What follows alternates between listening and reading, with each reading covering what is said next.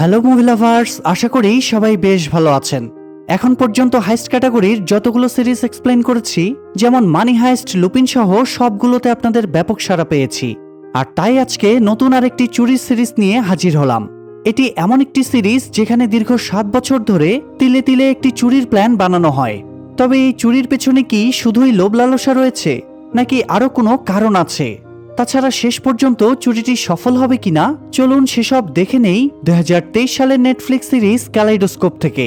তবে এরকম একটি অসাধারণ সিরিজের জন্য ভিডিওটিতে মাত্র 10,000 লাইক কমপ্লিট করে দিবেন, এটা আমি আশা করি। তাই ধূপধাপ একটা করে লাইক দিয়ে চলুন আজকের কাহিনীতে ডুব দেই। এপিসোড 1 এর শুরুতে আমরা দেখতে পাই গল্পের প্রধান চরিত্র রে একটা বাড়িতে চুরি করতে ঢুকছে। আরেকদিকে তখন তারই এক সহকর্মী রজার একটা বারে বসে সেই বাড়ির মালিক অত্যন্ত ধনী ব্যবসায়ী ম্যাক্সকে এটা সেটা বলে ম্যানিপুলেট করার চেষ্টা করছে। ব্যবসায় ইনভেস্টমেন্টের কথা বলে রজার তার সাথে সুসম্পর্ক গড়ে তোলে এবং প্রচুর ড্রিঙ্ক করায়, যাতে এই সুযোগে রে তার চুরির কাজটা সারতে পারে। কিছুক্ষণ পরে রজার ম্যাক্সের সাথে দুটো মেয়ের পরিচয় করিয়ে দেয়। মেয়ে দেখেই ম্যাক্সের মাথা আউলা ঝাউলা হয়ে যায়। ম্যাক্স তাদেরকে নিয়ে বাড়িতে ফিরে আসে এবং জোরালো একটা পার্টি সং বাজিয়ে দেয়। রে অবশ্য তখন ম্যাক্সের লকার রুমেই ছিল। রে লকারটা ভাঙার চেষ্টা করছিল। ম্যাক্সকে মেয়েদের সাথে ব্যস্ত রেখে রজারও সেই রুমে রে এর কাছে আসে। রে একা লকারটা ভাঙতে পারছিল না, তাই রজারও হাত লাগিয়ে রেকে লকার ভাঙতে সাহায্য করে। তারা লকার ভেঙে ভেতরে টাকা, দামি গহনা বের করতে শুরু করে। কিন্তু এই সময়ে ড্রেস চেঞ্জ করতে সেখানে ম্যাক্স চলে আসে। রে দ্রুত লকারের ভেতরে লুকিয়ে পড়ে, আর রজার ম্যাক্সকে বাহানা দেয় সে বাথরুম খুঁজতে খুঁজতে এখানে চলে এসেছে। নেশায় মাতাল ম্যাক্স আর রজারকে কোনো সন্দেহ করে না। সে নাইট ড্রেস পরে আবারও নিচে মেয়েদের সাথে পার্টি করতে চলে যায়। এদিকে রের ততক্ষণে দম আটকে যায় অবস্থা। সে অস্থির হয়ে ওঠে। তাই পরিস্থিতি সামলে রজার এসে কোনো রকমে তাকে লকারের বাইরে বের করে। এরপর রজার গিয়ে ম্যাক্সের সাথে পার্টিতে মেতে ওঠে, আর রে সেফলি বাড়ি থেকে বেরিয়ে যায়। ম্যাক্সকে বলদ বানিয়ে পারফেক্টলি চুরিটা করতে পারায় দুই বন্ধু খুব আনন্দে মেতে ওঠে। তারপরে টাকা ভাগাভাগি করে সকালে রে নিজের বাড়িতে ফিরে আসে। বাড়িতে রে এর স্ত্রী লিলি এবং মেয়ে হান্না রয়েছে। পরিবারের সাথে রে এর সম্পর্ক খুবই মধুর। সে স্ত্রী আর মেয়ের সাথে সময় কাটিয়ে একটা ক্লাবে যায় তার আরেক পার্টনার এভার কাছে। এভা প্রফেশনে যদিও একজন লয়ার, কিন্তু সে স্মাগলিং এর সাথে জড়িত। সে রে এর চুরি করে আনা জিনিসগুলো ব্ল্যাক মার্কেটে বিক্রি করে। তো যাই হোক, রে গতরাতে ম্যাক্সের বাড়ি থেকে চুরি করে আনা ঘড়ি এবং গহনাগুলো এভাকে দেয়। এভা রেকে বোঝায় এসব চুটকি চাটকি চুরি করে আর কতদিনই বা চলবে, এবার তার বড়সড় কিছু একটা করা উচিত। কিন্তু রে নিজের সন্তানের কথা ভেবে এসব অপকর্ম ছেড়ে দিতে চাচ্ছিল, কেননা এভাবে চলতে থাকলে একদিন সে ধরা পড়ে যাবেই, আর এমনটা ঘটলে তখন তার মেয়ের জীবনটাও নষ্ট হয়ে যাবে। তাই রে বাড়ি ফিরে স্ত্রী লিলির সাথে এই ব্যাপারে কথা বলে এবং জানায় সে চুরি ছেড়ে দিয়ে মোটর পার্টসের ব্যবসা শুরু করবে। যদিও লিলির সন্দেহ ছিল রে আসলেই চুরি ছাড়তে পারবে কিনা, তবুও সে রেকে নতুন ব্যবসার জন্য সম্মতি দিয়ে দেয়। তো যাই হোক, রে মন স্থির করে ফেলে। এরই মধ্যে একদিন রজার তার বান্ধবী কোর্টনিকে নিয়ে রে এর বাড়িতে আসে। রজার তো রে এর সিদ্ধান্ত শুনে বিশ্বাসই করতে পারছিল না। সে বলে, আরে বেটা, আজকাল করে তো 15টা বছর আমরা এই লাইনেই কাটিয়ে দিলাম, চুরি ছাড়া কি এতই সহজ? রজারের টিটকারি শোনার পরেও রে নিজের সিদ্ধান্তে অটল থাকে যে সে এবার চুরি ছাড়বেই। তো শেষ পর্যন্ত রে চুরি ছেড়ে দিয়ে রকেট মোটরস নামে একটা শপ খোলে। আর এভাবে কেটে যায় 8 মাস। কিন্তু লাভের লাভ কিছুই হচ্ছিল না, উল্টো প্রতি মাসে লোনের পরিমাণ বেড়েই যাচ্ছিল। এরই মধ্যে 8 মাস পরে হঠাৎ একদিন শয়তানের মতো নাড়া দিতে রজার রের শপে আসে। সে আবারও রেকে চুরির জগতে ফিরে আসার জন্য কনভিন্স করতে থাকে। যদিও রের সেরকম কোনো ইচ্ছাই ছিল না, তবে সেদিন রাতেই একটা ঘটনা তার সিদ্ধান্তকে বদলে ফেলতে বাধ্য করে। ঘটনাটা হলো, লিলি একটা অকশন ক্লাবে চাকরি করত। সেখানে লিলি তার মেয়ে হান্নাকেও নিয়ে গিয়েছিল। তো রাতের বেলা রে কোনো একটা ব্যাপারে কথা বলার জন্য লিলির কাছে যায়। তখন সে হান্নার চিৎকার শুনতে পেয়ে দৌড়ে ভিতরে গিয়ে দেখে ক্লাবের ম্যানেজার হান্নাকে টেনে হিস্ট্রে নিয়ে আসছে, কারণ হান্না ভুল করে সিকিউর রুমে ঢুকে পড়েছিল। ম্যানেজার তাদের সাথে খুব খারাপ ব্যবহার করে, তাই রে তার সাথে ঝগড়াও বাঁধিয়ে দেয়। এক পর্যায়ে ম্যানেজার লিলিকে তার চাকরি থেকে বের করে দেয়। আর এই অপমান রে সহ্য করতে পারছিল না, তাই সে এই অকশনে আসা সব দামি ডায়মন্ডের জুয়েলারি চুরি করে নেওয়ার সিদ্ধান্ত নেয়। এই জন্য রে রজারকে ডাকে এবং জুয়েলারির ফটো দেখিয়ে বলে সামনে ক্রিসমাস চ্যারিটি অকশন হতে চলেছে, সেদিন সিকিউরিটি খুব টাইট থাকবে, তবুও এই দিনেই তাদের কাজটা সারতে হবে। তাদের শুধু নজর রাখতে হবে কবে জুয়েলারি আনা হবে, কোথায় রাখা হবে এবং কোথায় সেগুলো প্রদর্শন করা হবে। রের প্ল্যান ছিল সে জুয়েলারি থেকে আসল ডায়মন্ডগুলো তুলে নিয়ে সেখানে নকল পাথর বসিয়ে দিবে। এই জন্য সে প্র্যাকটিসও শুরু করে। তবে তার মনের মধ্যে একটা দ্বিধা কাজ করছিল। তাই সে চুরির ব্যাপারে লিলির সাথেও কথা বলে। তবে লিলি তাকে স্পষ্টভাবে নিষেধ করে দেয় সে যেন ওই ক্লাবে চুরি না করে। রে এখানে লিলির কথা মেনে নেওয়ার ভান ধরে, কিন্তু নিলামের দিনে সে ঠিকই চুরি করার জন্য ক্লাবে গিয়ে হাজির হয়। রে এখানে ওয়েটার সেজে ক্লাবে ঢোকে, আর রজারও বিজনেসম্যান সেজে আগে থেকেই ক্লাবে গিয়ে সবকিছুর উপর নজর রাখতে থাকে। এদিকে আবার আরেক অঘটন ঘটে যায়। নিলামের জন্য একজন অপারেটর কম ছিল, তাই ম্যানেজার লিলিকে আবারও ফোন করে ক্লাবে ডেকে পাঠায়। লিলিও মিনিট ৪৫-এর ভেতরেই ক্লাবে গিয়ে উপস্থিত হয়। এদিকে রে সুযোগ বুঝে লকার রুমে ঢুকে পড়ে। কিছুক্ষণ পরে ডিসপ্লে শেষ করে কয়েকটা জুয়েলারি লকারে রেখে আসা হয়। তখন রে লকার খুলে জুয়েলারির ডায়মন্ডগুলো তুলে নিয়ে সেখানে নকল পাথর বসানো শুরু করে। আর রজারকে দেখা যায় সে বাইরে সবার উপর নজর রাখছিল। একটু পরে আবারও ডিসপ্লে শেষ করে আরো কিছু জুয়েলারি লকারে রাখতে যাওয়া হয়। যদিও রজারের সিগন্যাল পেয়ে রে লুকিয়ে পড়ে, কিন্তু এবার সে একজন সিকিউরিটি গার্ডের কাছে ধরা পড়ে যায়। এ সময় রজার সেখানে চলে আসে এবং সেই সিকিউরিটি গার্ডকে ঘায়েল করে রেকে ব্যাকআপ দেয়। তারপরে দুজনে মিলে গার্ডকে অজ্ঞান করে দিয়ে সমস্ত জুয়েলারি ব্যাগে ভরতে শুরু করে। জুয়েলারি নেওয়া শেষ হলে রজার লকার রুমে আগুন ধরিয়ে দেয়। তখন মানুষের মধ্যে হইচই শুরু হয়ে যায় এবং সবাই পালাতে শুরু করে। রেও সেফলি সেখান থেকে বের হয়ে এসেছিল, কিন্তু হঠাৎ সে পার্কিংয়ে লিলির গাড়ি দেখে হতমম্ব হয়ে যায়। রে তখন দ্রুত ক্লাবের ভেতরে ফিরে যায়। ততক্ষণে আগুন সর্বত্র ছড়িয়ে পড়েছিল, আর লিলি একটা ঘরে আটকে পড়েছিল। রে লিলিকে দেখতে পেলেও তার কাছে পৌঁছতে পারছিল না। রে আশেপাশে রজারকে দেখতে পেয়ে তাকে অনুরোধ করে লিলিকে বাঁচানোর জন্য, কিন্তু সেই মুহূর্তে পুলিশ এবং দমকল বাহিনীর এমার্জেন্সি সাইরেন শোনা যায়। তাই রজার লিলিকে বাঁচানোর বদলে উল্টো সেখান থেকে পালিয়ে যায়। রে বিশ্বাসই করতে পারছিল না তার প্রিয় বন্ধু তার সাথে এভাবে প্রতারণা করতে পারে। যাই হোক, রে শেষ মুহূর্তে লিলিকে উদ্ধার করে হাসপাতালে নিয়ে আসে, কিন্তু লিলিকে আর বাঁচানো যায় না। এদিকে একটু পরে পুলিশ এসে চুরির দায়ে রেকে গ্রেফতার করে নিয়ে যায়। ধরা পড়ার আগে রে তার বান্ধবী এভার কাছে লিলির দায়িত্ব দিয়ে যায়। আর এখানেই এপিসোড 1 শেষ হয়ে এপিসোড 2 এর শুরুতে দেখা যায় রে গত 17 বছর ধরে অকশন ক্লাবের চুরির মামলায় জেল খাটছে। অন্যদিকে জুডি নামের আরেকটি মেয়েকে দেখা যায় যে ললিপপের মধ্যে করে ড্রাগ সাপ্লাই করত এবং বিনিময়ে সে অবৈধ সিম কার্ড নিত। আর এই সিম কার্ডগুলো নকল নখের মধ্যে অ্যাটাচ করে জেলে তার বয়ফ্রেন্ড স্টানকে দিয়ে আসতো। পাশাপাশি গার্ডকে ঘুষ দিয়ে ললিপপের ভেতরে করে ড্রাগ সাপ্লাই দিত, আর স্টান সেগুলো জেলের ভেতরে চড়া দামে বিক্রি করত। পাশাপাশি স্টান জেলে প্রফেশনাল রাঁধুনির কাজও করত, আর এই রান্নার আড়ালেই সে তার চোরা কারবারি চালাতো।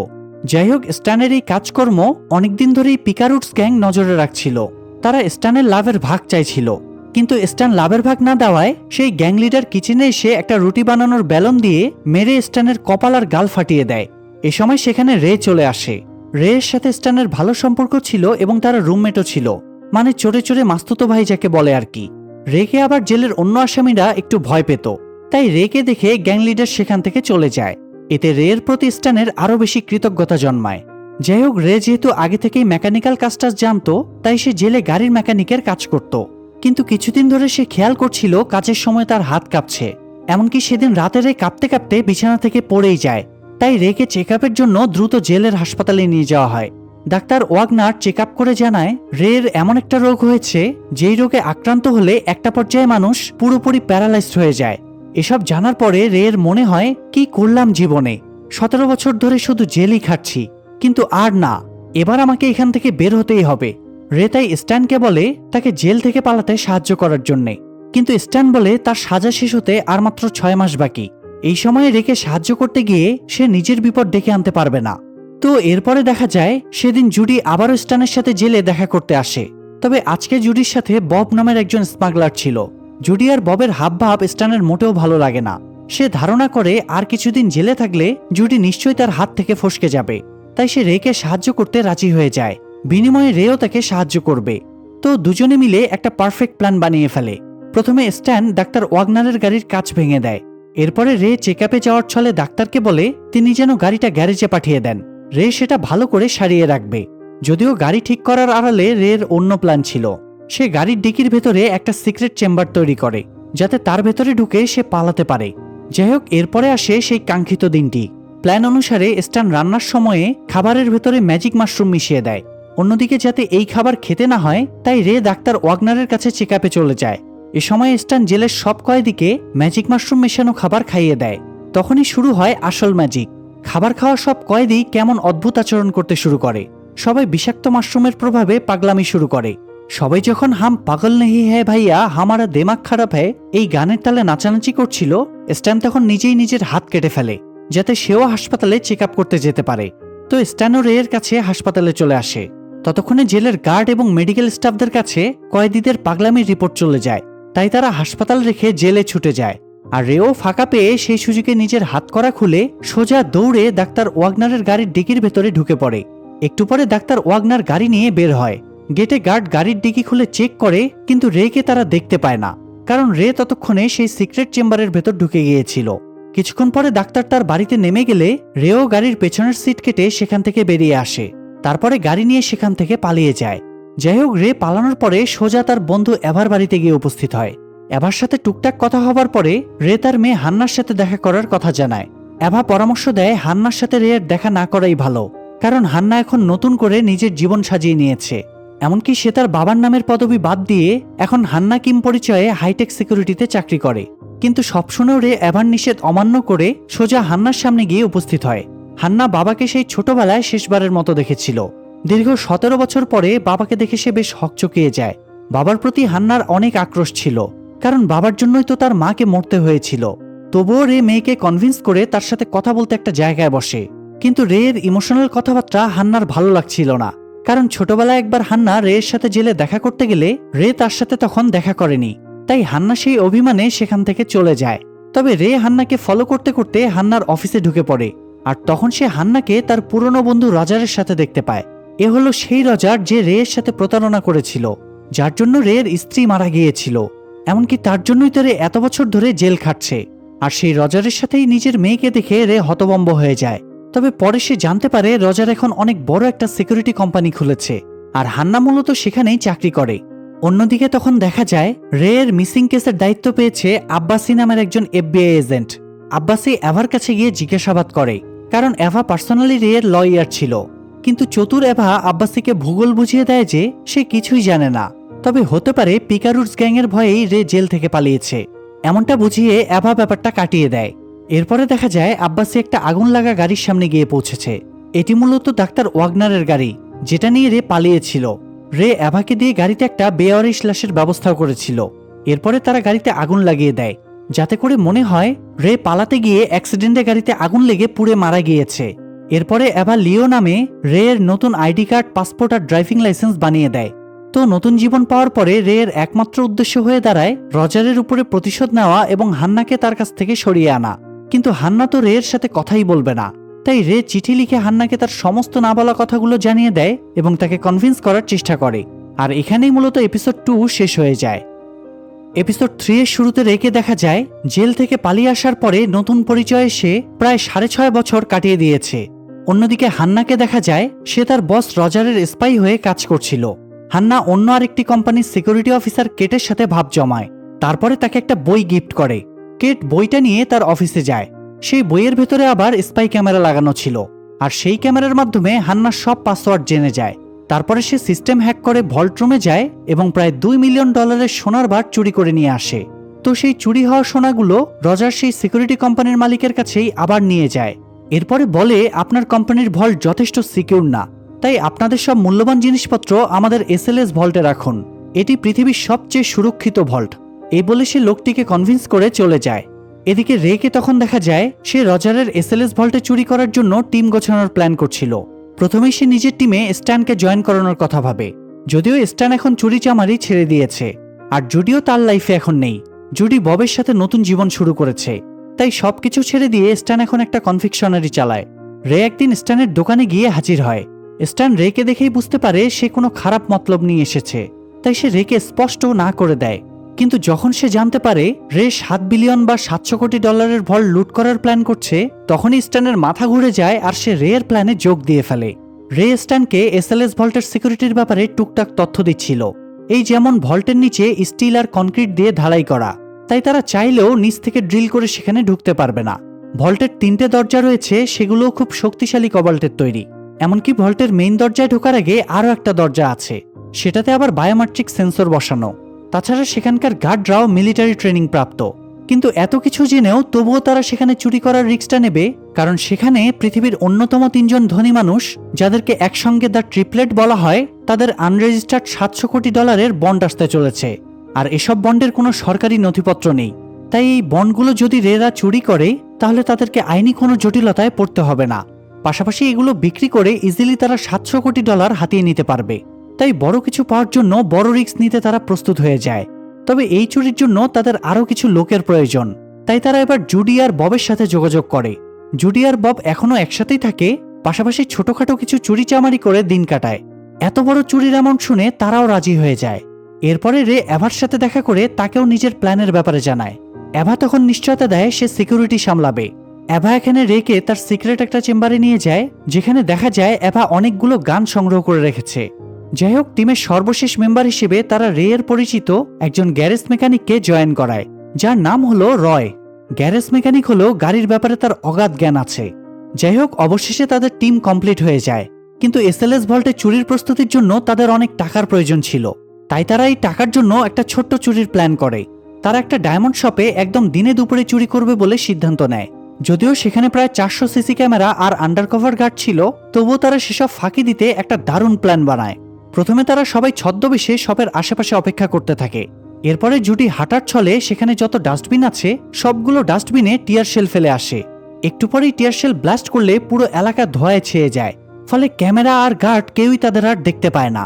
তখন তারা মাস্ক পরে গার্ডদের ইলেকট্রিক শক দিয়ে কাবু করে, আর তারপর তারা ডায়মন্ডের জুয়েলারিগুলো চুরি করে।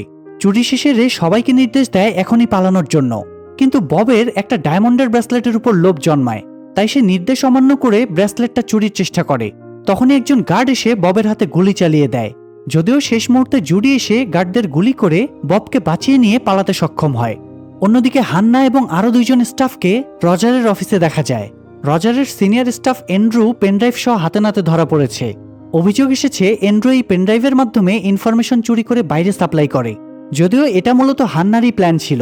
সেই পেনড্রাইভটা এন্ড্রুর ব্যাগে রেখে তাকে ফাঁসিয়েছিল, যাতে কিনা হান্না এন্ড্রুর সিনিয়র পজিশনটা পায়। আর শেষ পর্যন্ত ঠিক সেটাই হয়। রজার হান্নাকে সিনিয়র ভিপি পজিশনে প্রমোশন দিয়ে দেয়। ফলে হান্না কোম্পানির আরও অনেক বেশি অ্যাক্সেস পেয়ে যায়। এরপর সিন শিফট হয়ে দেখা যায় হান্না রে এর সাথে দেখা করতে গিয়েছে। হান্না বাবাকে তার প্রমোশনের ব্যাপারে জানায়। রেও হান্নাকে তার বন্ড চুরির প্ল্যানের কথা বলে, কিন্তু হান্না এসব শুনে রেকে বারণ করে দেয়, কারণ এই বন্ডের সাথে অনেক পাওয়ারফুল লোকেরা জড়িত। রে কোনোভাবেই তাদের হাত থেকে বাঁচতে পারবে না। তারা রেকে যে কোনোভাবে মেরে ফেলবে। যদিও হান্না নিজের ক্যারিয়ারের জন্য চিন্তিত ছিল, কারণ তার বাবা এই চুরিটা করলে তার ক্যারিয়ার শেষ হয়ে যাবে। তাছাড়া রিসেন্টলি হান্না জানতে পেরেছে সে প্রেগনেন্ট, আর এই অবস্থায় সে এরকম বড়সড় একটা ঝামেলা ফেস করতে চাইছিল না। তবে মেয়ের কথাকে অগ্রাহ্য করে রে শাহরুখ খানের ডায়লগ মেরে বলে, ডন কো পাকাড়না মুশকিল হে নেহি না মুমকিন হ্যায়। ওরা চাইলেও আমাকে ধরতে পারবে না। তবুও হান্না বাবাকে আরো একবার সাবধান করে দেয়। তখন রে বলে সে গত 7 বছর ধরে এই চুরিটার জন্য অপেক্ষা করে আছে, তাই এখন আর সে পিছু উঠতে পারবে না। চিন্তিত হান্না তখন বাবার কাঁধে মাথা রেখে নিকট ভবিষ্যতের জন্য দুশ্চিন্তা করতে থাকে। আর এখানে এপিসোড 3 শেষ হয়ে এপিসোড 4 এর শুরুতে আমরা এফবিআই এজেন্ট আব্বাসি এবং তার সহকর্মী এজেন্ট টবিকে দেখতে পাই। টবি আব্বাসিকে জানায় রিসেন্টলি চুরি যাওয়া ডায়মন্ড শপ থেকে তারা যেসব এভিডেন্স পেয়েছে সেগুলোর ভেতরে একটা বুলেট সেল থেকে তারা এভার ফিঙ্গারপ্রিন্ট পেয়েছে। এটা শুনে আব্বাসি দ্রুত তার বস এজেন্ট গফের রুমে যায় আর জিজ্ঞেস করে সে এত বড় কথাটা তাকে জানালো না কেন। এজেন্ট গফ বলে আব্বাসি হালকা ঘাড়তারা আছে, আবার এভার সাথে আব্বাসির পুরনো ঝামেলাও আছে। মানে ওই যে 7 বছর আগে রে এর জেল পালানোর কেসে তো আব্বাসি ইনভেস্টিগেশন করেছিল, আর সেইবার আব্বাসি এভাকে জিজ্ঞাসাবাদ করতে গেলে এভা আব্বাসির সাথে যথেষ্ট রুড ব্যবহার করেছিল, এবং এজেন্ট গফ সেই ব্যাপারে ভালো করেই জানত। তাছাড়া এভা একজন রেপুটেড লয়ার, তাই তার বিরুদ্ধে এই সামান্য প্রমাণ নিয়ে চুরির অভিযোগ আনা যাবে না। কিন্তু আব্বাসি এই ব্যাপারে জানতে পারলে তো সে সাথে সাথেই এভার পেছনে লেগে যেত। এই জন্যই মূলত গফ আব্বাসিকে এই ব্যাপারে জানায়নি। যাই হোক, ব্যাপারটা নিয়ে গফ আর আব্বাসির বেশ কথা কাটাকাটি হয়। অন্যদিকে এভা আর রেকে দেখা যায় তারা চুরি করে আনা জুয়েলারিগুলো নিয়ে আলোচনা করছিল। রে এভাকে জুয়েলারিগুলো দেয় সেগুলো বিক্রি করে টাকা নিয়ে আসার জন্য। সেই সাথে রে এভাকে তার গানটাও ফিরিয়ে দেয়। এভা জুয়েলারিগুলো নিয়ে একজন ক্লায়েন্টের কাছে যায়, সাথে করে সে ববকেও নিয়ে যায়। জুয়েলারিগুলো $4 লাখ বিক্রি হয়। তারপরে সে টাকাগুলো রে এর ওয়ার্কশপে নিয়ে আসে। রে টাকা দেখে খুব খুশি হয়। এই টাকা দিয়ে তারা এসএলএস ভল্টে চুরির জন্য সমস্ত অ্যাক্সেসরি কিনতে পারবে এবং পর্যাপ্ত প্রস্তুতি নিতে পারবে। তো এরপরে এভাকে এসএলএস ভল্টের বিল্ডিংয়ে পাঠানো হয়। এই বিল্ডিংয়ে এসএলএস ভল্ট ছাড়াও আরও অনেক অডিটোরিয়াম, মিউজিয়াম, ক্লাব এবং অফিস ছিল। এভা সেখানে গিয়ে এসএলএস এর উপরের তলায় অফিস বানানোর জন্য ভাড়া নেয়, যাতে তারা এখানে বসে নিশ্চিন্তে চুরিটা করতে পারে। এরপরে সিন শিফট হয়ে আব্বাসিকে দেখা যায়। তখন তার কাছে FBI থেকে ফোন আসে এবং জানানো হয় এভাকে ফিঙ্গারপ্রিন্ট পাওয়ার ব্যাপারে জিজ্ঞাসাবাদের জন্য ডাকা হয়েছে। আব্বাসি তখন দ্রুত ব্যুরোতে ফিরে আসে। এজেন্ট গফ এভাকে ফিঙ্গারপ্রিন্টের ব্যাপারে জিজ্ঞেস করলে এভা একদম স্বাভাবিকভাবে বলে গত মাসে তার 2টা গান চুরি হয়েছে। সেই গান দুটো চুরির কমপ্লেইনও করেছে। এভা তার প্রতিটি গানে নিজের হাতেই বুলেট লোড করত। তাই হতে পারে তার বাড়ি থেকে চুরি করে আনা গান দিয়েই কেউ হয়তো ওই ডায়মন্ড শপে চুরি করেছে। তাই এই ক্ষেত্রে এভা এই অপরাধের জন্য কোনোভাবেই দায়ী না। এজেন্ট গফ তখন থানায় যাচাই করে দেখে সত্যিই এভা গত মাসে গান চুরির কমপ্লেইন করে রেখেছে। তাই আর কোনো সন্দেহ না করেই তারা এভাকে ছেড়ে দিতে বাধ্য হয়। চলে আসার সময়ে এভা এক পলক আব্বাসির দিকে তাকায়, তারপরে ফিরে এসে রেকে পুরো ঘটনা খুলে বলে। এই কেসের পিছনে আব্বাসি রয়েছে এটা জানতে পেরে তারা বেশ উদ্বিগ্ন এবং সতর্ক হয়ে যায়। অন্যদিকে আব্বাসিকে আবারও তার ভুল থিওরির জন্য দোষারোপ করা হয়, কারণ আব্বাসির কথাতেই তো এভাকে ব্যুরোতে ডাকা হয়েছিল। বস আব্বাসিকে এই কেস থেকে সরিয়ে দেয় এবং নির্দেশ দেয় সে যেন আর এই কেস নিয়ে কোনো রকম মাথা না ঘামায়। এরপরে সিন শিফট হয়ে আবারও রে আর তার টিমকে দেখা যায়। তারা চুরির ব্যাপারে প্ল্যান বানাচ্ছিল। তাদের কাছে SLS এর ব্লুপ্রিন্ট ছিল না, তাই রয় বেশ কিছু ট্র্যাকার তৈরি করে। তারপরে সেই ট্র্যাকারগুলো কমোড এবং বেসিনের পাইপলাইনে এবং ভেন্টিলেটরের ভেতরে ফেলে দেয়। ফলে তারা পুরো বিল্ডিংয়ের এক্স্যাক্ট মাপটা পেয়ে যায়, এমনকি পুরো ব্লুপ্রিন্ট তারা ডিটেক্ট করে ফেলে। আর এভাবে তারা SLS ভল্টের প্রতিটা সিকিউরিটির অ্যাক্সেস পয়েন্ট, এক একটা থেকে এক একটা দূরত্ব, লোকেশন, অ্যালার্ম সবকিছুরই ডিটেক্ট করতে পারবে। সো তাদের কাজটা এভাবে আরও সহজ হয়ে যায়। যাই হোক, FBI ব্যুরো থেকে আব্বাসিকে তো এভার কেসে ইনভেস্টিগেশন করতে নিষেধ করা হয়েছিল, কিন্তু তারপরও সে সিক্রেটলি এভার বাড়ির উপরে নজর রাখছিল। তখন হঠাৎ সে ববকে এভার বাড়িতে যেতে দেখে তার ফটো তুলে নেয়। পরে এই ফটো অ্যানালাইসিস করে সে ববের কেস রেকর্ডগুলোর ব্যাপারে জানতে পারে। পাশাপাশি ববের বউ হওয়ায় সে জুডির ব্যাপারেও জেনে যায়। তারপরে আব্বাসি এবং তার সহকর্মী জুডি আর ববের সাথে স্ট্যানকেও দেখে ফেলে। আর এবার শুরু হয় আসল খেলা। আব্বাসি স্ট্যানের প্রোফাইল ঘাঁটতে গিয়ে জানতে পারে স্ট্যান জেলে রে এর সাথে একই সেলে থাকত। আবার জেলে স্ট্যানের সাথে বব আর জুডি দেখা করতে আসত। এই বব আবার গতদিন এভার সাথে দেখা করেছে। আর এভা তো ছিল রে এর লয়ার। তার মানে পুরো সার্কেলে সে একই বিন্দুতে মিলে যাচ্ছে। আব্বাসি মোটামুটি আন্দাজ করে ফেলে এরা সবাই মিলে বড় কিছু করার প্ল্যান করছে। সেই সাথে সে এটাও সন্দেহ করে হয়তো রে বেঁচে আছে, না হয় তার কোনো পার্টনার এই টিমটাকে লিড করছে। আর এই খোঁজ পাওয়ার জন্য সে এভাকে হাত করার সিদ্ধান্ত নেয়। কিন্তু এভা যে জিনিস, তাই তাকে হাত করার জন্য তো আগে তার কোনো একটা দুর্বলতা খুঁজে বের করতে হবে। আর এই জন্য আব্বাসি এভাকে ফলো করে একটা ক্লাবে যায়। কিন্তু সেখানে গিয়ে উল্টো আব্বাসি আরও ফেঁসে যায়, কারণ আব্বাসিকে ফাঁসানোর জন্য এটা এভার একটা ফাঁদ ছিল। সে আব্বাসির পকেটে ড্রাগ রেখে তাকে পুলিশ দিয়ে ধরিয়ে দেয়। ফলে হেনস্থার শিকার হয়ে আব্বাসি এভার উপর আরও প্রতিশোধপরায়ণ হয়ে ওঠে। এরই মধ্যে আব্বাসি জানতে পারে এভা স্পেন থেকে পালিয়ে এখানে এসেছিল। এভার সাথে তার ন্যানিও এসেছিল। এভা এখানকার নাগরিকত্ব পেলেও তার ন্যানি এখনো এখানকার নাগরিকত্ব পায়নি। সুতরাং তাদের মধ্যে এখনো একজন অবৈধ অভিবাসী। তাই আব্বাসি এভার ন্যানিকে পুলিশ দিয়ে ধরিয়ে দেয়। তারপরে এভাকে কথা বলার জন্য একটা জায়গায় ডাকে। আব্বাসি এভাকে চয়েস দেয়, হয় সে আব্বাসিকে তার টিমের ব্যাপারে সব সময় তথ্য দিয়ে হেল্প করবে, অন্যথায় আব্বাসি এভার ন্যানিকে স্পেনে আবারও ফেরত পাঠিয়ে দেবে। কোনো উপায় না পেয়ে এভা এবার আব্বাসির প্রথম শর্ত মেনে নেয় এবং তাকে রে আর তার টিমের সব তথ্য দেওয়ার ব্যাপারে রাজি হয়ে যায়। তার মানে বোঝাই যাচ্ছে সামনে রে এর প্ল্যানে বড় কোনো ঝামেলা ঘটতে চলেছে। আর এই টান উত্তেজনার মধ্য দিয়ে এপিসোড 4 এখানেই শেষ হয়। এপিসোড 5 এর শুরুতে দেখা যায় চুরি করতে তাদের আর 5 দিন বাকি আছে। রে টিম মেম্বারদের নিয়ে প্ল্যান গোছাচ্ছিল এবং তাদেরকে SLS ভল্টের পুরো ডিটেলস দিচ্ছিল। প্রথমে রে জানায় গুরুত্বপূর্ণ জিনিসপত্র নিয়ে একটা আর্ম ট্রাক SLS এর ভেতরে যায়, তাই তারা প্রথমে ওই ট্রাকটা ক্লোন করবে। তারপরে সেই ট্রাকের ভেতরে করে তারা SLS এর ভেতরে পৌঁছাতে পারবে। কিন্তু এরপরের কাজগুলো মোটেও সহজ ছিল না, কারণ এখানে দুটো লিফট আছে। একটা লিফটে সকলের প্রবেশ নিষেধ। এই লিফট দিয়ে শুধুমাত্র মালামাল ওঠানামা হয়, তাও আবার অত্যন্ত সিকিউরিটির সাথে। আর অন্য লিফটটা শুধুমাত্র ক্লায়েন্টের চলাচলের জন্য ব্যবহৃত হয়। এছাড়া সেখানে 24 ঘন্টা ক্যামেরা দিয়ে মনিটরিং করা হয়। তো লিফট দিয়ে ভল্টের এরিয়ায় পৌঁছানোর পরে একটা করিডোর পাওয়া যাবে। করিডোরের প্রথম দরজা খোলার জন্য একটা কার্ড লাগে।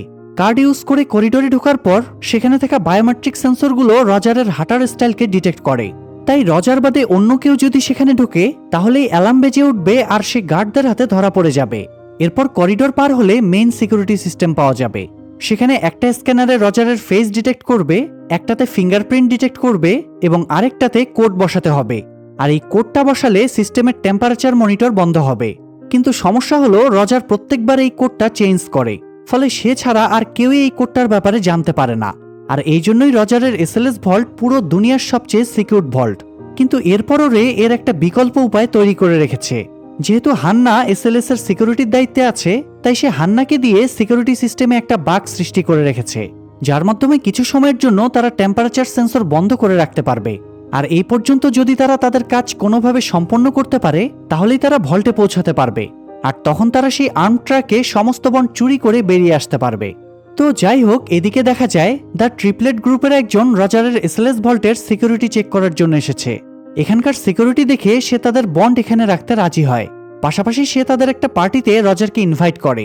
রজার ইনভাইটেশন পেয়ে তাদের পার্টিতে জয়েন করতে যায়। আর এই সুযোগে রে রজারের বাড়িতে ঢোকে। এরপরে সে একটা গ্লাস থেকে রজারের ফিঙ্গারপ্রিন্ট তুলে নেয়।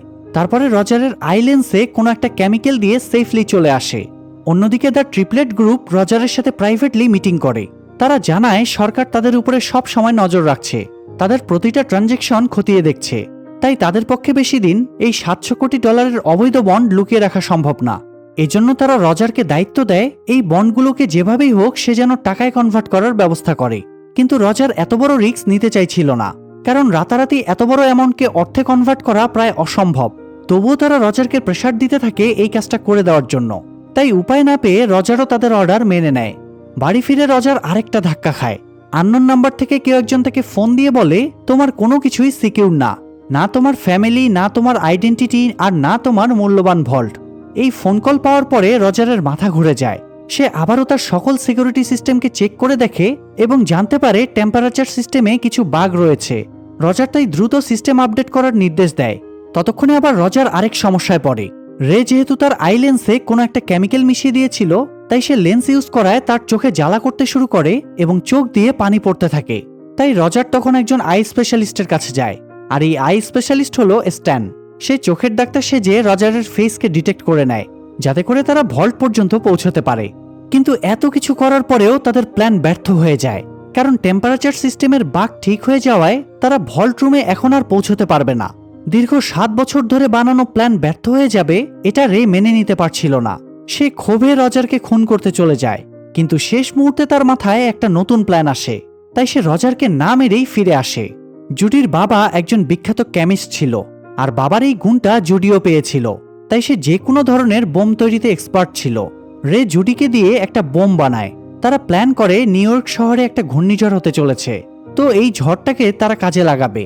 এখানে যে পানির আন্ডার টানেল সাবওয়ে স্টেশন আছে, সেটা অল্প বৃষ্টি হলেই ডুবে যায়। তো এখন যদি এত বড় ঝড়ের সৃষ্টি হয়, তাহলে তো পানিতে পুরো টানেল ভেসে যাবে। আর মজার ব্যাপার হলো, এই টানেলের একদম নিচেই এসএলএস এর ভল্টটা অবস্থিত। তাই তারা জুডির বানানো বোম দিয়ে যদি ভল্টের উপরের জায়গাটা উড়িয়ে দিতে পারে, তাহলে পুরো ভল্টে পানি ঢুকে যাবে। এতে করে এখানকার টেম্পারেচার সিস্টেমও অটোমেটিক নষ্ট হয়ে যাবে, ফলে তারা ইজিলি ভল্টের ভেতরে ঢুকে যেতে পারবে। তো প্ল্যান ঠিকঠাক করে তারা নিজেদের কাজগুলোর প্র্যাকটিসে লেগে পড়ে। অন্যদিকে এভা আব্বাসিকে দেওয়া তার প্রতিশ্রুতি মতো তাকে তথ্য দিয়ে দেয় যে এসএলএস এর বিল্ডিংয়ে কিছু একটা ঘটতে চলেছে। তাই আব্বাসিও এজেন্ট টবিকে নিয়ে সেই বিল্ডিংয়ের উপর নজর রাখতে চলে যায়। সেদিন রাতেই শুরু হয় সেই কাঙ্ক্ষিত ঝড়, আর রে তার টিম নিয়ে বেরিয়ে পড়ে দুনিয়ার সবচেয়ে সিকিউর ভল্টে চুরি করতে। আর এখানেই এপিসোড 5 শেষ হয়ে এপিসোড 6 এর শুরুতে দেখা যায় রে আর তার টিম একটা আর্মড কারে করে এসএলএস এর উদ্দেশ্যে রওনা হয়। এই আর্মড কারটা দেখতে হুবহু এসএলএস এর কারটার মতোই। যাবার পথে তারা জুডিকে আন্ডার টানেল সাবওয়ে স্টেশনে নামিয়ে দেয়, আর জুডিও টানেলের ভেতরে ঢুকে পড়ে যাতে ভল্টের ঠিক উপরে সে বোম ব্লাস্ট করতে পারে। এদিকে রে এবং তার টিমের কারটা ইজিলি এসএলএস এর বিল্ডিংয়ে পৌঁছে যায়। ঢোকার পরে তারা ইলেকট্রিক শক, অজ্ঞান করার ইনজেকশন আর গ্যাস দিয়ে গার্ডদের ধরাশায়ী করে ফেলে। এরপরে তাদের আইডি কার্ড ইউজ করে লিফট পর্যন্ত পৌঁছে যায়। লিফট দিয়ে তারা ইজিলি করিডোর পর্যন্ত চলে যায়। আপনারা আগেই জেনেছেন করিডোরে বায়োমেট্রিক সেন্সর লাগানো আছে। এই সেন্সরগুলো রজারের হাঁটা চলার স্টাইলকে ডিটেক্ট করার পরেই পরবর্তী দরজা খুলে দেয়। তো এই সেন্সরকে ফাঁকি দেওয়ার জন্য তারা এবার সেই রকম একটা পদ্ধতি কাজে লাগায়। তারা প্রথমে করিডোরের ভেতরে মৌমাছি ছেড়ে দেয়। অসংখ্য মৌমাছির উড়াউড়িতে বায়োমেট্রিক সেন্সরগুলোতে বাগ সৃষ্টি হয়। সেগুলো সঠিকভাবে আর কোনো কিছুই ডিটেক্ট করতে পারে না। আর এই সুযোগ কাজে লাগিয়ে রে একটা স্যুট পরে নেয় যাতে মৌমাছির কামড় খেতে না হয়। তারপরে এই স্যুট পরে একদম ইজিলি সে করিডোর পার হয়ে যায়। তবে এত কিছু যে ঘটছে, রজার তার বাড়িতে মনিটরের সামনে বসেও কিছুই বুঝতে পারছিল না। আসলে হান্না পুরো ভল্টের সিসিটিভি সিস্টেম নিয়ন্ত্রণ করছিল। সে জ্যামার ইউজ করে একটা ভিডিওকে লুপে চালিয়ে দিয়েছিল, তাই মনে হচ্ছিল ভল্টে সবকিছুই স্বাভাবিক আছে। যাই হোক, রে করিডর পার হয়ে সিকিউরিটি সিস্টেমের সামনে এসে রজারের নকল ফেস মাস্কটা পরে সেন্সরের সামনে দাঁড়ায়। মাস্কটা যেহেতু পারফেক্টলি বানানো হয়েছিল, তাই সিস্টেম এটাকে রজার হিসেবেই সিলেক্ট করে নেয় এবং পরবর্তী দরজা খুলে যায়। আর এবার শুধু বাকি থাকে সর্বশেষ এবং সবচেয়ে জটিল সিস্টেমেটিক দরজাটা। এটিই মূলত সেই টেম্পারেচার সিস্টেম যেটার দরজা শুধুমাত্র একটা কোডের মাধ্যমেই খুলবে। তবে তাদের কাছে তো বিকল্প উপায় আছেই, তাই এবার শুধু জুডির জন্য তাদের অপেক্ষা। জুডি ঠিকঠাকভাবে টানেলের ভেতরে বোমটা ব্লাস্ট করতে পারলেই ভল্টের ভেতরে পানি ঢুকে যাবে এবং টেম্পারেচার সিস্টেম অফ হয়ে যাবে। কিন্তু সমস্যা হলো, টিম মেম্বাররা সবাই ভল্টের সামনে পৌঁছে গেলেও জুডি বোমটা ঠিকঠাকভাবে বসাতে পারছিল না, যার কারণে ভল্টের টেম্পারেচার বেড়েই যাচ্ছিল। আর এই টেম্পারেচার আরেকটু বেড়ে গেলেই রে এবং বাকিরা সেখানে আটকে পড়বে। তাই জুডিকে সাহায্য করার জন্য রয় দ্রুত টানেলের ভেতরে জুডির কাছে চলে যায়। পরিস্থিতি বুঝে রয় জুডিকে সেখান থেকে বের করে নিয়ে যেতে চাইছিল। তখন টানাটানির মাঝে জুডির হাত থেকে বিস্ফোরক কেমিক্যালটা পড়ে যায় আর তখনই সেটা ব্লাস্ট করে। দুজনে দৌড়ে কোনো রকমে টানেল থেকে বেরিয়ে যায়।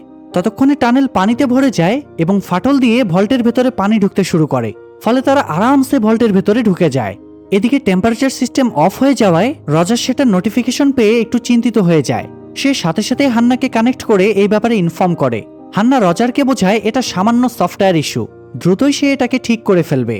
এ সময় রজারের ছেলে বাইরে যাওয়ার জন্য রজারকে ডাক দেয়, তাই রজার হান্নাকে বিশ্বাস করে তার হাতে সবটা ছেড়ে দিয়ে বাইরে চলে যায়। এরপর সিন শিফট হয়ে আমরা রে, এভা, স্ট্যান আর ববকে দেখতে পাই। স্ট্যান এবং বব দক্ষ হাতে ভল্টের দরজার লক ভেঙে ভল্ট খুলে ফেলে। আর তখনই বন্ডের বক্সগুলো তারা দেখতে পায়। বক্স খুলে শিওর হয়ে নেয় এগুলো আসল বন্ড কিনা। তারপরে তারা বক্সগুলো সরিয়ে একটা ট্রলির উপরে সাজিয়ে রাখতে শুরু করে। এদিকে এজেন্ট আব্বাসি আর টবিকে দেখা যায় তারাও একই বিল্ডিংয়ে এভার রেসপন্সের জন্য অপেক্ষা করছিল। আব্বাসি এভাকে একটা মেসেজ দিয়ে আপডেট জিজ্ঞেস করে। এভা কাজের ফাঁকে রিপ্লাই দিয়ে আব্বাসিকে 59 তলায় আসতে বলে। পাশাপাশি এভা ফেক গান ফায়ার দেখিয়ে আব্বাসিকে 59 তলা দেখিয়েও দেয়। তাই আব্বাসি টবিকে নিয়ে সেদিকে দৌড় লাগায়। কিন্তু 59 তলায় এসে আব্বাসি বুঝতে পারে এই সবই এভার ফাঁদ। সে মিথ্যা বলে আব্বাসিদের এখানে টেনে এনেছে। সেখানে সে কয়েকটা ডিভাইসও দেখতে পায়। মূলত এইসব রিমোট কন্ট্রোল ডিভাইস দিয়েই এভা ফেক গান ফায়ার দেখিয়েছিল। যাই হোক, আব্বাসি তো এমনিতে অনেক স্মার্ট ছিল। সে পাশের রুম থেকে কিছু একটা আওয়াজ পাচ্ছিল। আওয়াজ শুনে সে কাভার্ড বোর্ডটা ভেঙে ফেলে এবং রুমের মধ্যেই আরেকটা রুম দেখতে পায়। এই রুমটায় অনেকগুলো কম্পিউটার আর সিকিউরিটি সিস্টেম দিয়ে সাজানো ছিল। অ্যাকচুয়ালি এই রুমের সিস্টেমগুলো থেকেই এসএলএস ভল্টের সব ক্যামেরাকে কন্ট্রোল করা হচ্ছিল। আব্বাসি সহজেই সেটা বুঝে যায় এবং সে সব ইলেকট্রিক লাইনগুলো খুলে দিতে শুরু করে। ফলে এসএলএস এর সিসিটিভি সিস্টেমের ভিডিও লুপটা কেটে যায়। অন্যদিকে রজারকে তখন দেখা যায় সে তার ছেলের সাথে সময় কাটাচ্ছিল, কিন্তু হঠাৎ মনিটরে চোখ পড়তেই তার বাবাগো মাগো অবস্থা হয়ে যায়। রজার ক্যামেরায় দেখতে পায় কিভাবে তার ভল্টে লুটপাট চলছে, তাই সে দ্রুত বাড়ি থেকে দৌড়ে বেরিয়ে যায়। এদিকে রজার চুরির ব্যাপারে জেনে গিয়েছে, এই ব্যাপারটা হান্না রেকে জানিয়ে দেয়। রে কিছুটা সতর্ক হয়ে যায় এবং নিজেদের কাজ দ্রুত শেষ করার নির্দেশ দেয়।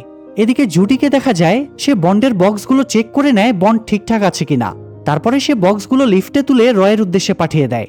কিন্তু মাঝপথে হান্না একটা সাংঘাতিক কাজ করে। সে লিফট থেকে বন্ডের সবগুলো বক্স নামিয়ে একটা ফ্ল্যাটে ঢুকিয়ে নেয়।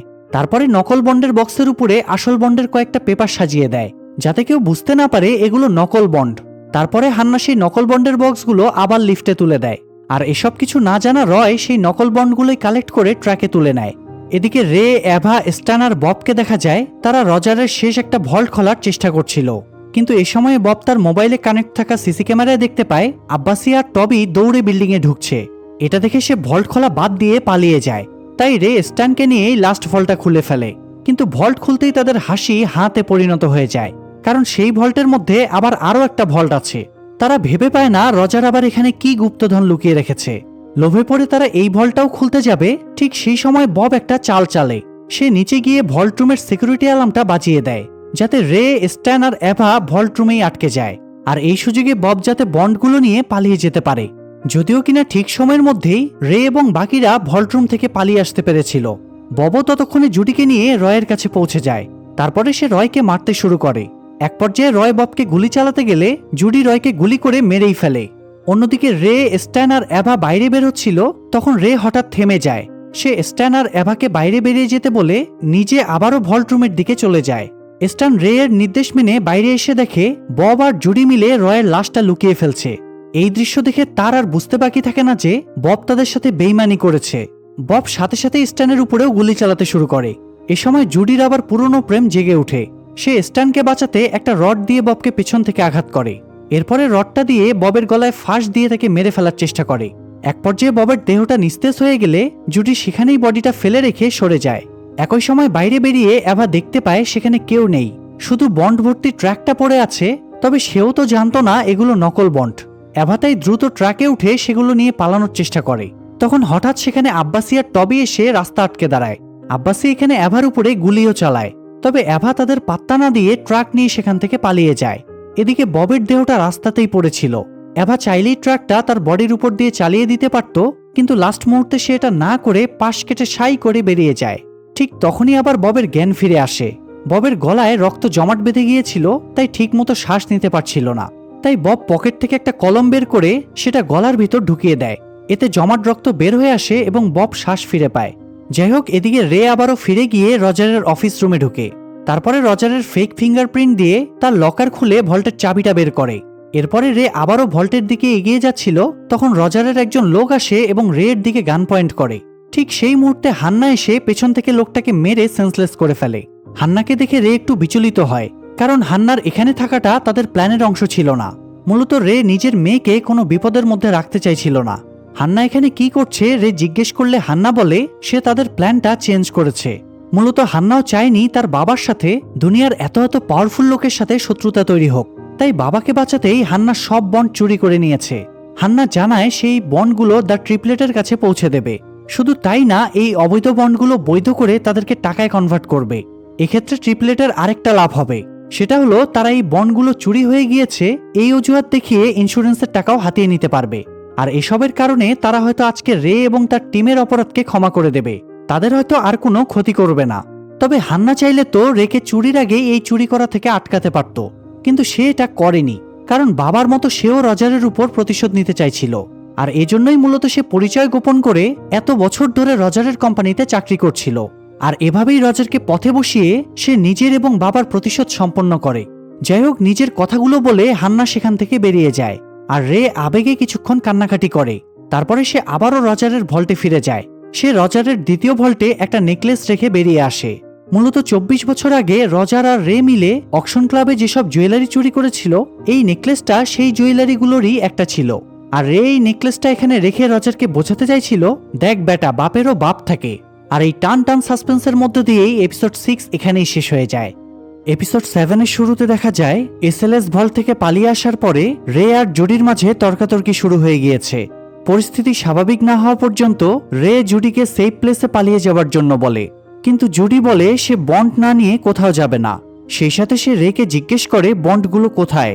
রে তখন আসল ব্যাপারটা গোপন করে উল্টো জুডির দিকেই প্রশ্ন ছুড়ে দিয়ে বলে, বন্ডগুলো সেফলি সরিয়ে আনার দায়িত্ব তো তোমার আর ববের উপরেই ছিল, তাই তুমিই ভালো জানো বন্ডগুলো কোথায়। ববের কথা ওঠাতে জুডি একটু হকচকিয়ে যায়। যেহেতু সেই ববকে মেরে এসেছে, তাই ববের কথা সে এড়িয়ে যেতে চাইছিল। তারপরেও দুজনেরই তর্কাতর্কি থামে না। জুডি সন্দেহ প্রকাশ করে বলে, ভল্টরুমের অ্যালার্ম বেজে ওঠার আগেই সেখানে এফবিআই এজেন্ট আব্বাসি কিভাবে চলে এলো? তার মানে নিশ্চয়ই আমাদের টিমেরই কেউ তার কাছে ইনফরমেশন পাস করেছে। এই কথাতে রে একটু চুপসে যায়, কারণ আব্বাসিকে ট্র্যাপে ফেলার জন্য তো সে আর এভা মিলেই এই কাজটা করেছিল, এবং সেই প্ল্যানের ব্যাপারে টিমের আর কারো জানা ছিল না। যাই হোক, এরই মধ্যে আবার বাড়ির সামনে একটা ক্যাব এসে থামে।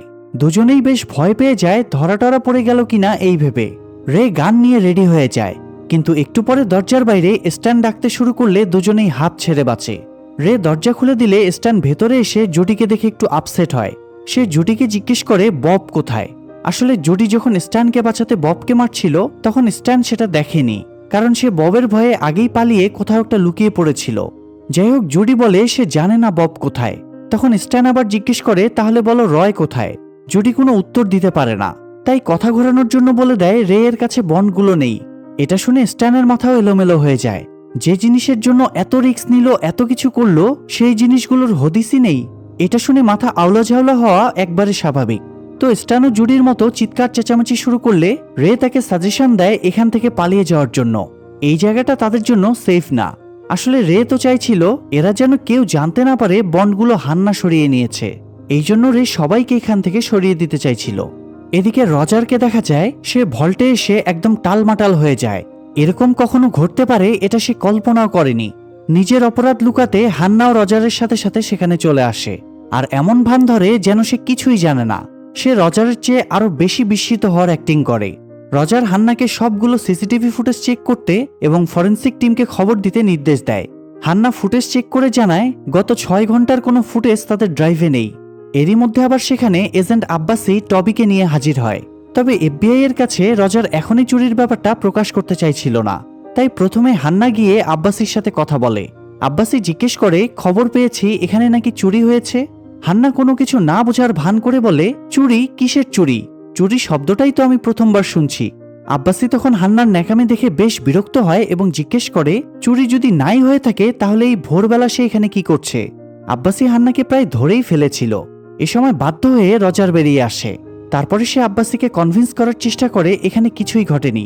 আব্বাসি তখন ভল্টের ভেতরে চেক করে দেখতে চাইলে রজার ভাব দেখিয়ে বলে, এটা শাহজাহানের তাজমহল না যে এখানে আসলাম দেখলাম আর চলে গেলাম। এটা দুনিয়ার সবচেয়ে সেফ ভল্ট, তাই এখানে কোনো চেকিং করতে চাইলে আগাম নোটিশ দেওয়া লাগে।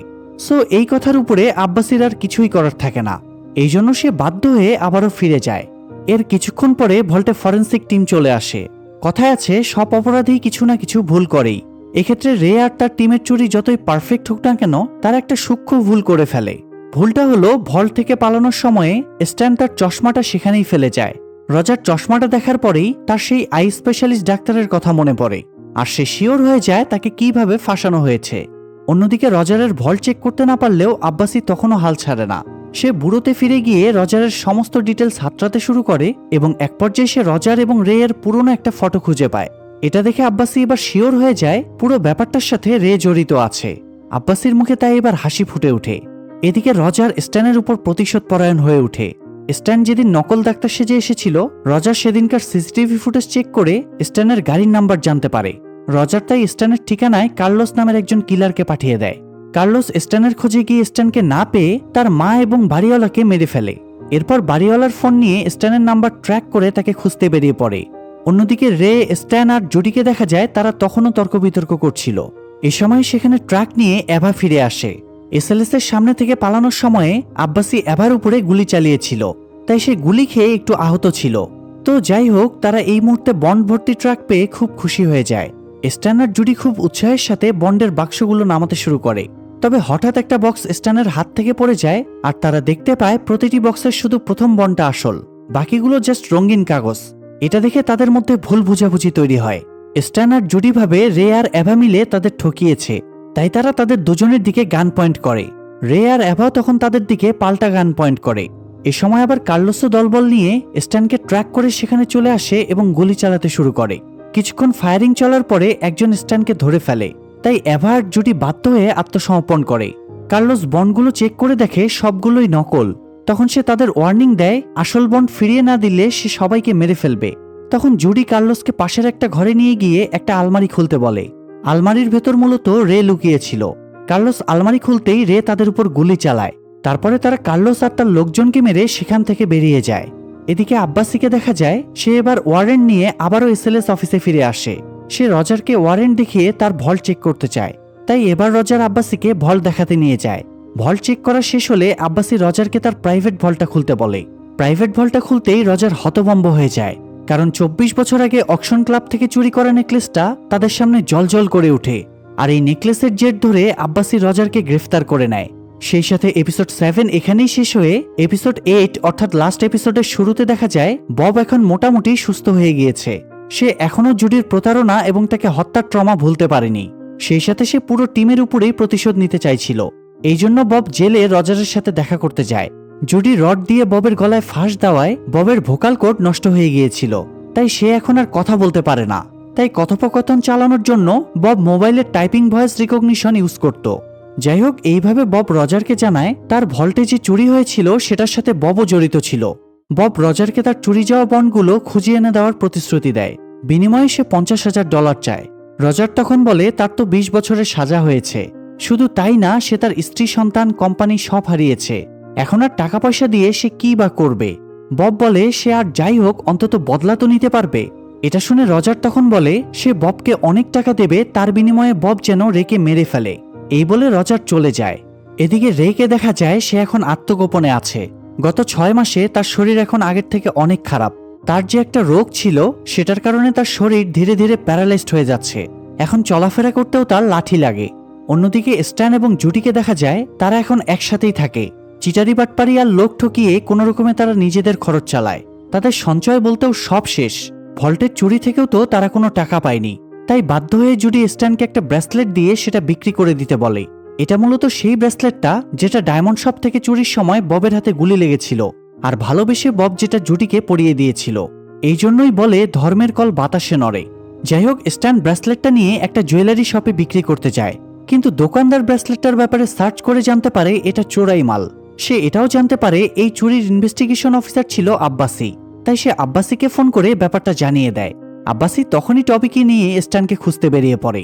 এদিকে ববকে দেখা যায় সে নিজের একটা টিম বানিয়েছে। সে তাদেরকে নিয়ে রে এবং বাকিদের খুঁজে বেড়াচ্ছে। এরই মধ্যে সে এভার ঠিকানা পেয়ে যায় এবং তার বাড়িতে অ্যাটাক করে। কিছুক্ষণ গোলাগুলি চলার পরে এভা ববের হাতে ধরা পড়ে যায়। বব এভাকে পেছন থেকে মাথায় আঘাত করে সেন্সলেস করে দেয়। জ্ঞান ফিরলে বব এভাকে জিজ্ঞেস করে আমার বউ কোথায়, আর আমার শেয়ারের 10 কোটি টাকাই বা কোথায়। এভা বিরক্ত হয়ে ববকে বলে আমাকে দেখে কি তোমার মনে হয় আমার কাছে 10 কোটি টাকা আছে? বব আর কিছু না বলে এভার বাড়ি সার্চ করে, আর এভার বিভিন্ন জায়গায় লুকিয়ে রাখা সব গানগুলো বের করে নেয়। ঘরের এক কোণে এভার ন্যানি লুকিয়েছিল, তার হাতে একটা বটি ছিল। ন্যানি বটি দিয়ে ববের বুকে একটা কোপ বসিয়ে দেয়। যদিও বব এই আঘাতও সহ্য করে নেয়। সে ন্যানি আর এভাকে পাশাপাশি বসিয়ে গান পয়েন্ট করে জিজ্ঞেস করে রে কোথায়। এভা রে এর ব্যাপারে বলতে চায় না, কিন্তু এবার ন্যানি ভয়ে রেকে ডেকে পাঠায়। রে তখন টাকা ভর্তি ব্যাগ নিয়ে এসে ববকে দিয়ে বলে তাদের কাছে শুধু এই $1,77,000 আছে, আর বন্ডের ব্যাপারে তাদের কিছুই জানা নেই। ববের টাকার ব্যাপারে তেমন আগ্রহ দেখা যায় না। সে রেকে জিজ্ঞেস করে স্ট্যান কোথায়। রে এবার বুঝতে পারে বব টাকার জন্য এখানে আসেনি, বরং সে প্রতিশোধ নিতেই এসেছে। রে প্রথমে স্ট্যানের ব্যাপারে বলতে চায় না। তখন বব এভা আর ন্যানির দিকে গান পয়েন্ট করে রেকে দুটো অপশন দেয়, হয় সে স্ট্যান আর জুডিকে বাঁচাবে, না হয় এভা আর ন্যানিকে বাঁচাবে। তাই আর উপায় না পেয়ে রে স্ট্যানের ফোন নাম্বার বের করে তাকে ফোন দেয় এবং স্ট্যানকে একটা জায়গায় আসতে বলে। রে স্ট্যানকে জানায় সে তার জন্য সমুদ্রের বিচে টাকা নিয়ে অপেক্ষা করবে, সেজন্য সকাল 10টায় সেখানে চলে আসে। যেহেতু রে টাকার কথা বলেছে আর স্ট্যানেরও টাকার প্রয়োজন ছিল, তাই সেও রে এর উপর আর কোনো সন্দেহ করে না। তবে বব এখানে রেকে হাত পা বেঁধে এভা আর ন্যানির মাঝে বসিয়ে দেয়। এরপর বব তার একজন লোককে নির্দেশ দেয় আগামীকাল সকাল 10:15 ভেতরে যদি তার ফোন না আসে তাহলে সে যেন এদেরকে মেরে ফেলে এবং গ্রাহাম ডেভিসের পক্ষ থেকে হাই বলে দেয়।